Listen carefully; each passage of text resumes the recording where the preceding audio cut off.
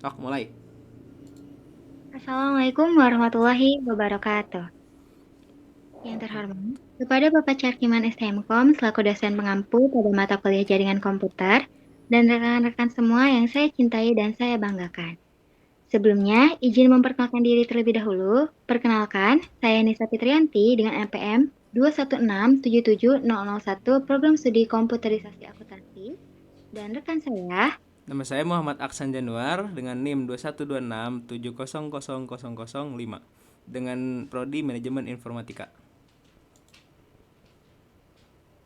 Pada kesempatan ini, kami mengambil judul yaitu Pemanfaatan Jaringan Komputer di Bidang Pemerintahan.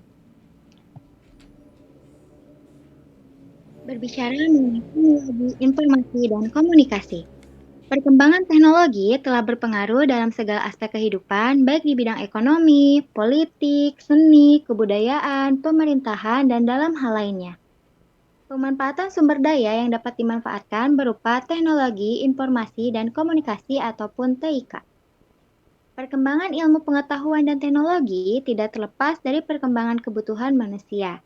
Keberadaan TIK selain dapat meningkatkan pelayanan, juga bermanfaat dalam proses pengelolaan data yang dapat digunakan untuk perencanaan, pembangunan, mendukung pengambilan keputusan, dan banyak manfaat lainnya.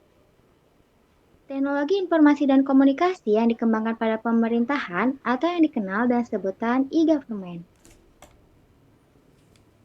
E-Government sendiri yaitu penerapan e-Government merupakan amanat Instruksi Presiden Nomor 3 Tahun 2003 tentang penyelenggaraan tata kelola pemerintahan secara elektronis di Indonesia.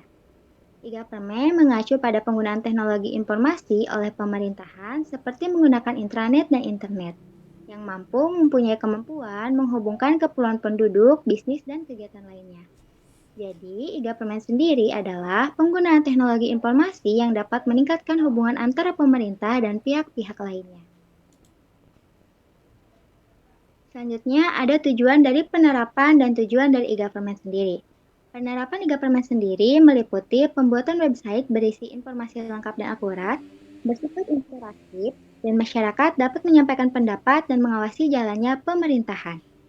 Dan tujuan e-government sendiri yaitu pemanfaatan informasi adalah mencerdaskan kehidupan bangsa dan kepribadian bangsa serta kesatuan dan persatuan. Yang kedua, meningkatkan kualitas di bidang teknologi, informatika, dan telekomunikasi. Dan yang terakhir, adanya membangun komunikasi antara pusat dan daerah dalam mendukung pembangunan secara timbal balik. Dan di sini terdapat manfaat e-government sendiri. E-government sendiri dapat memberikan manfaat diantaranya adalah yang pertama, pelayanan jasa lebih baik kepada masyarakat. Informasi disediakan 24 jam sehari, 7 hari dalam seminggu tanpa harus menunggu dibukanya kantor. Yang kedua, peningkatan hubungan antar pemerintah, pelaku bisnis, dan masyarakat sipil. Yang ketiga, pemberdayaan masyarakat melalui informasi mudah diperoleh. Yang keempat, adanya pelaksanaan pemerintah lebih efisien. Dan yang terakhir, bagi pemerintah sendiri membantu dalam pembuatan surat-surat dan dokumen penting akan lebih mudah dan cepat. Pelaksanaan pemerintah menjadi lebih efisien dan pelacakan data atau informasi seseorang dapat lebih mudah dilaksanakan. Menurut Idrajit tahun 2006, manfaat terpenting dari implementasi e-government sendiri adalah terwujudnya pemerintahan yang lebih bertanggung jawab bagi warganya. Selain akan lebih banyak masyarakat yang bisa mengakses informasi, pemerintahan juga lebih efisien dan efektif. Serta akan terciptanya layanan pemerintahan yang lebih sesuai dengan kebutuhan masyarakat. Dan pemanfaatannya yang lebih baik atas sumber daya, proses, dan teknologi informasi dapat menciptakan pemerintahan yang lebih baik. Selanjutnya akan disampaikan oleh Aksan. Selanjutnya adalah hal-hal yang perlu diperhatikan, yaitu pemerintahan dapat memanfaatkan peluang dari teknologi yang digunakan dalam e-government sistem, yaitu teknologi informasi dan komunikasi. Mengingat kelak masyarakat memiliki alternatif dalam mengakses pelayanan publik secara tradisional maupun modern. Ada dua hal yang harus diperhatikan oleh pemerintah saat menerapkan e-government system, yaitu yang pertama, kebutuhan masyarakat menjadi prioritas utama dalam pelayanan pemerintahan. Pemerintah se ianya tidak lagi memposisikan sebagai pihak yang dominan, tetapi mempertimbangkan posisinya sebagai penyedia layanan bagi masyarakat. Yang kedua, ketersediaan sumber daya baik dari sisi warga negara maupun pihak pemerintah. Sumber daya dimaknai sebagai sumber daya manusia yang terampil dan ketersediaan sumber daya teknologi yang merata. Selanjutnya, jenis-jenis layanan e-government. Layanan e-government yang terintegrasi dapat dipilah dalam 3 level, yaitu yang pertama A. Publikasi. Pemerintah secara transparan mempublish ke website segala macam informasi, kebijakan, prosedur, aturan, perundangan, dan sebagainya. Yang kedua, interaksi. Pemerintah dan masyarakat dapat melakukan komunikasi dua arah melalui media web ataupun email. Yang ketiga, transaksi. Pemerintah mengikutsertakan masyarakat secara terbuka untuk bertransaksi dengan pemerintah. Lanjut, ada hubungan dalam e-government. Yang pertama ada G2C atau disingkat atau artinya adalah government to citizen. Pemerintah membangun dan menerapkan berbagai portofolio teknologi informasi dengan tujuan utama untuk memperbaiki hubungan interaksi dengan masyarakat. Terus ada G2B, government to business. Salah satu tugas utama dari sebuah pemerintahan adalah membentuk sebuah lingkungan bisnis yang kondusif agar roda perekonomian sebuah negara dapat berjalan sebagaimana mestinya.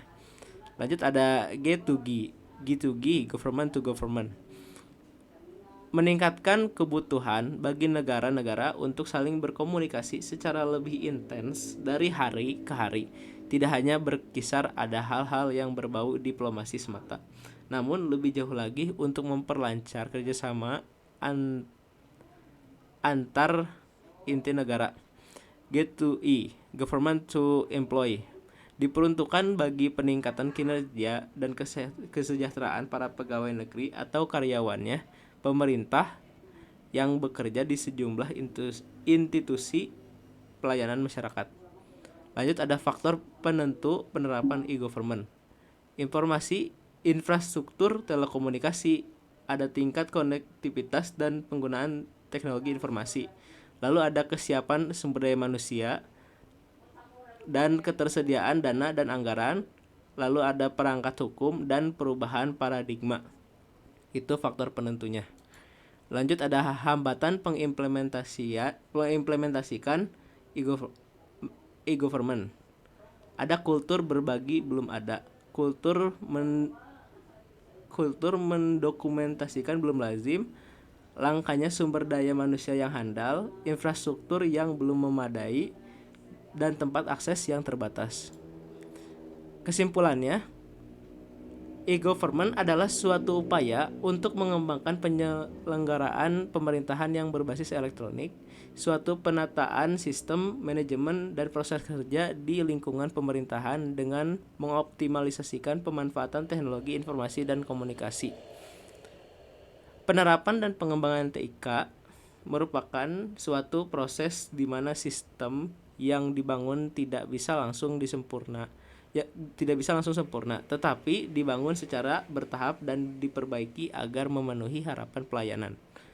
Diperlukan kerjasama antara pemerintah dengan masyarakat sehingga menghasilkan sistem yang terintegrasi satu sama lainnya. Sekian, terima kasih. Mohon maaf apabila ada kesalahan. Assalamualaikum warahmatullahi wabarakatuh. Waalaikumsalam warahmatullahi wabarakatuh. Tutup recording.